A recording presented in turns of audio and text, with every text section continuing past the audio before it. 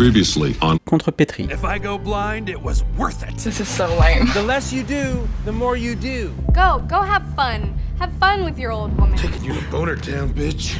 Don't call me bitch. I'm sorry, I'm taking you to Boner Town, love. I think the best movies, whatever they are trying to get at something honest, you know? And that's all I'm humbly trying to do. I don't know, just follow me.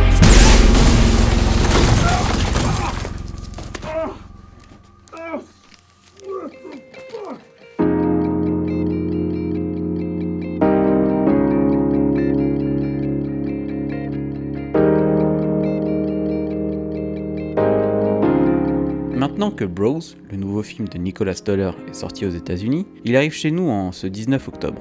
L'occasion pour moi de finir ce que j'ai entrepris dans notre dernière vidéo, en concluant ma contrepétrie sur son œuvre. Si vous ne l'avez pas vue, allez donc la voir avant de revenir voir celle-ci. Allez, let's go!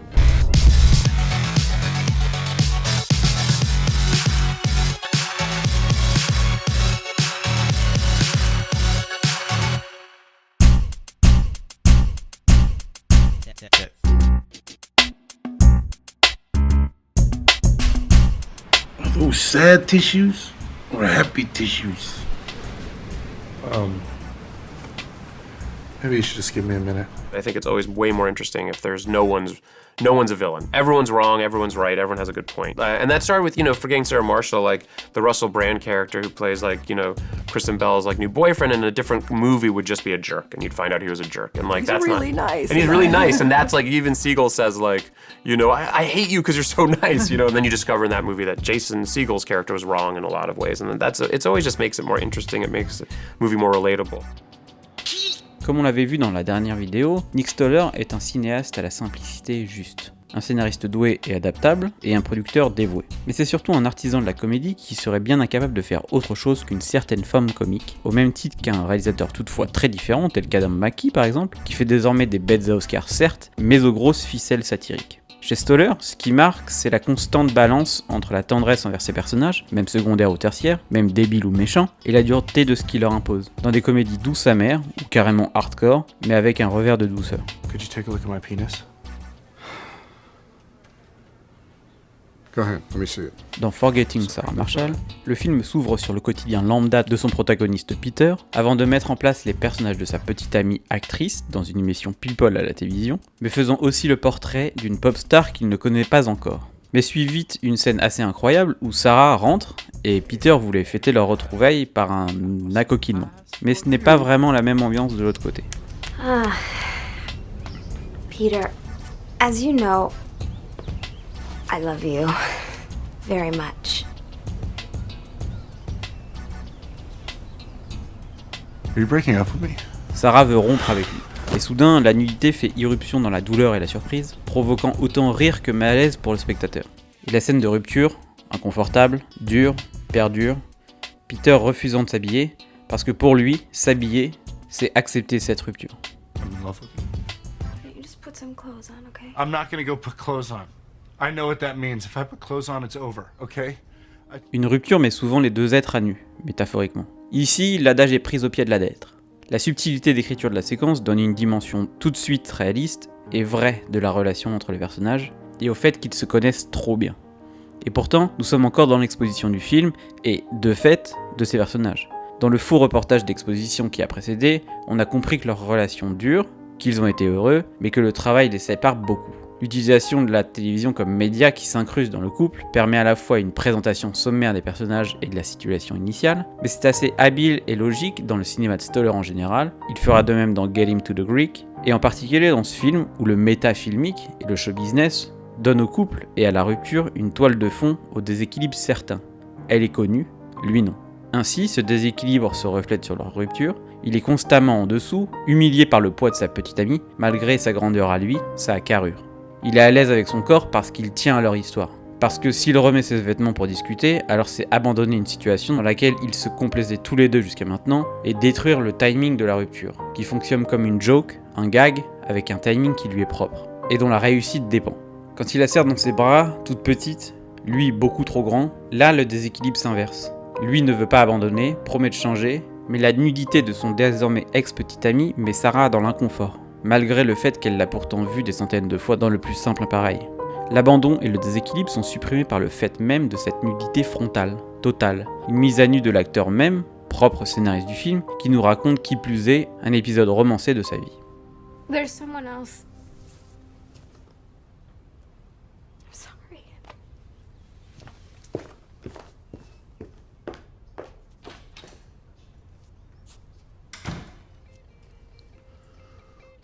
En fin de film, alors qu'il est doucement arrivé à passer à autre chose, Peter est à nouveau surpris nu par Rachel, son nouveau crush, rencontré en vacances à Hawaï. Elle le surprend au sortir de scène, alors qu'un renouveau artistique se profile pour lui. En exact miroir de la séquence en début de film, Jason Segel utilise la nudité de son corps pour inverser les enjeux de sa séquence d'intro. Avec Rachel, Mila Kunis ici présente, Peter a commis une erreur, et est à nu lorsqu'elle fait le pas de venir vers lui. Ainsi, le déséquilibre est éliminé dès les prémices de leur relation, et la mise à nu fait également office de pardon. Aussi, cet épilogue agit tel un gag de répétition qui conclut la mise à nu de l'auteur-acteur, qui est désormais complète. Cette nudité et son rapport à l'intime, le face-à-face avec celle qui est toxique et celle avec qui il y a de l'espoir, parce que la simplicité règne. Jason Segel utilise son corps comme résonance de l'état intérieur de son personnage, de la situation, des rapports à l'autre. Et la vision d'une unité frontale masculine, comme celle à laquelle on assiste et que je ne peux pas montrer sur YouTube, assez inédite dans un cinéma si mainstream, pose la question de la certaine indépendance et recherche comique dans le cinéma de Stoller, et plus globalement des productions à pâteau, moins formatées pour les studios qu'il n'y paraît. Et si on fait un pas de plus, on peut dire que la nudité des personnages, c'est celle des auteurs. La nudité physique, ici, n'est d'autre que la nudité affective, émotionnelle. Elle prend racine dans les expériences de celles et ceux qui les comptent, et évolue pour être significative mais pas appuyée, tout en étant drôle. Ici, on se livre sur sa vie au travers d'une œuvre, à la fois tendre et âpre.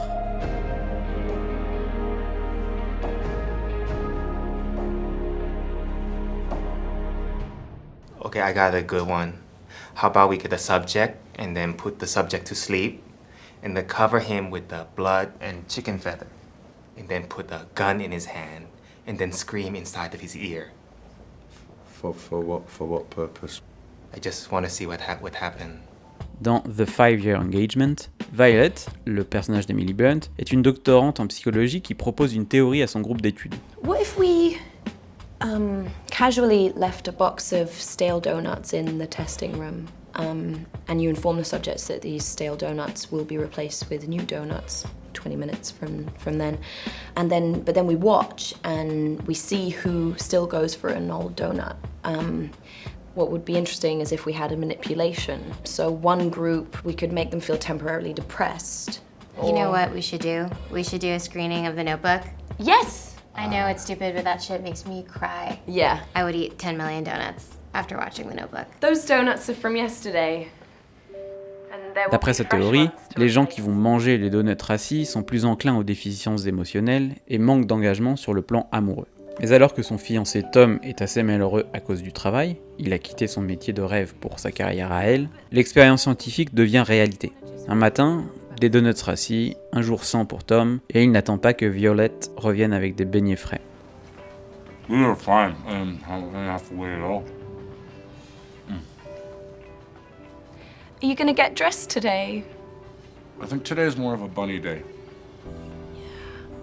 Pour lui, les donuts rassis sont parfaitement mangeables. Pour elle, c'est le point de départ d'une envie de séparation. C'est ainsi qu'un test scientifique et professionnel mute dans un test sur leur couple, alors même que les sacrifices relatifs à cette carrière l'avaient déjà affaibli. Une théorie se transforme donc en réel sentiment pour Violette, et la métaphore filée d'un aliment, qui plus est circulaire, symbolisant le couple et l'engagement, touche en plein cœur. You know, I never said anything, but your entire premise is bullshit. Okay, and would you like to know why? Because these imaginary new donuts that you offer people, they may never arrive. Okay? They're not real. And me, personally, I am not the type of person who wants to sit around and wait for something that might never arrive when they know that the thing they have in front of them is it's tasty. It's good. Okay? And you know what? It's not about the age of the donut, it's about the flavor. Boom. La belle simplicité du cinéma de Stoller se reflète donc tantôt dans son écriture évocatrice et tendre, tantôt dans sa mise en scène faite de chant contre chant classique et de cadrages frontaux. Mais la magie opère néanmoins derrière cette sobriété esthétique et sa comédie fait mouche. dans sa drôlerie certes, mais aussi dans sa douceur d'un côté et ses aspérités de l'autre.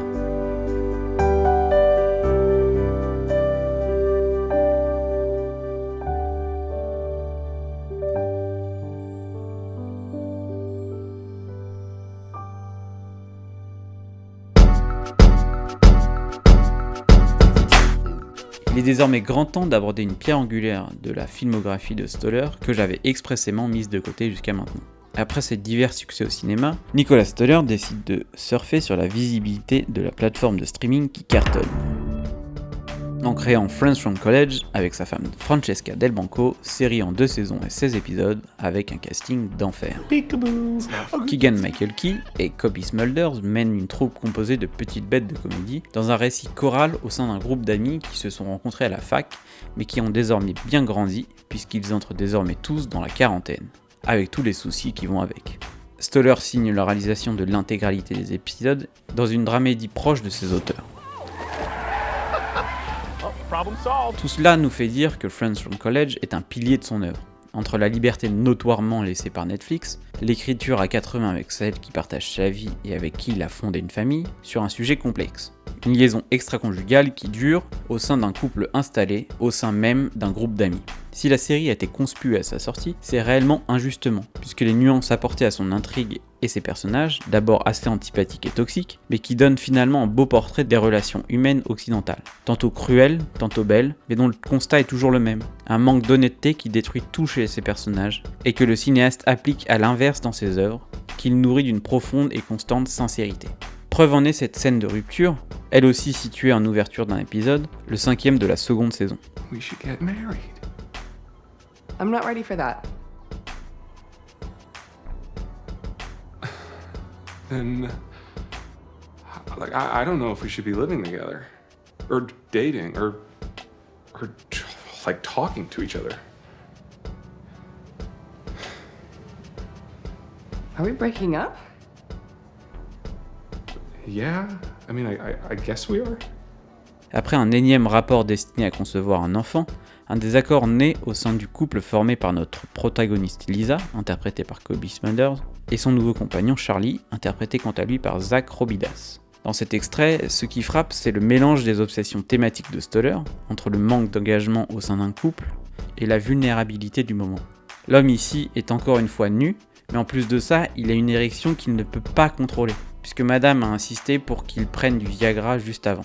On constate que la mise en scène, classique mais efficace, et l'écriture au timing parfait, font de cette scène une petite synthèse de la comédie façon Stoller, entre l'honnêteté frontale et la douleur saine. Okay, come on, Becca, let's do something fun. Come on, Charlie. What are we doing? We're gonna do something fun? We're gonna do Guys, something what are we doing? fun. We almost won that. Something fun. That was fun. Qu'en est-il de la suite ? Plein de projets à venir pour Stoller, comme d'habitude, entre la production de jeunes talents de la comédie et la confirmation de talents installés, avec notamment une éventuelle comédie avec Reese Witherspoon et Will Ferrell. On verra bien. Ce qui est sûr, c'est que la carrière de Stoller est bel et bien singulière, tout en rire pour petits et grands. Boo! Oh my God, Jesus Christ! Nope. Alex. Sans toutefois oublier de nous émouvoir. You need a hug. Come here.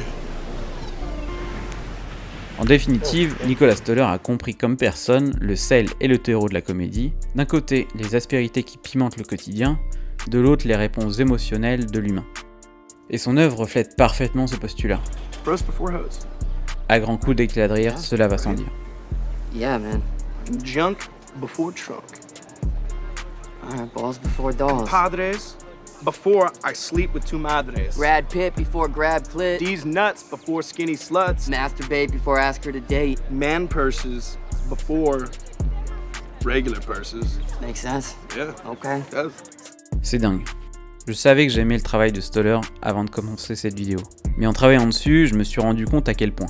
Je sais aussi que c'est un sentiment très subjectif, mais je ne saurais vous conseiller davantage sa filmographie, notamment Forgetting Sarah Marshall, The 5-Year Engagement, son film d'animation Storks et sa série Friends from College. J'espère que son nouveau film Bros, sorti dans les salles françaises en ce 19 octobre, a lui aussi me toucher au plus profond du cœur. J'ai en tout cas hâte de le découvrir et vous invite à le faire aussi au cinéma, où il est si agréable de rire et de nous émouvoir ensemble, dans une expérience collective où le film nous domine. Silent Merci à toutes et à tous d'avoir suivi cette vidéo en 2 parties sur un auteur peu connu. Je sais que j'ai pris un risque en vous la proposant, mais elle me tenait à cœur. Alors si elle vous a plu, je vous invite à vous abonner, à liker la vidéo, ainsi qu'à la partager, puis d'aller faire un tour sur petri.com. Allez, bisous, à bientôt.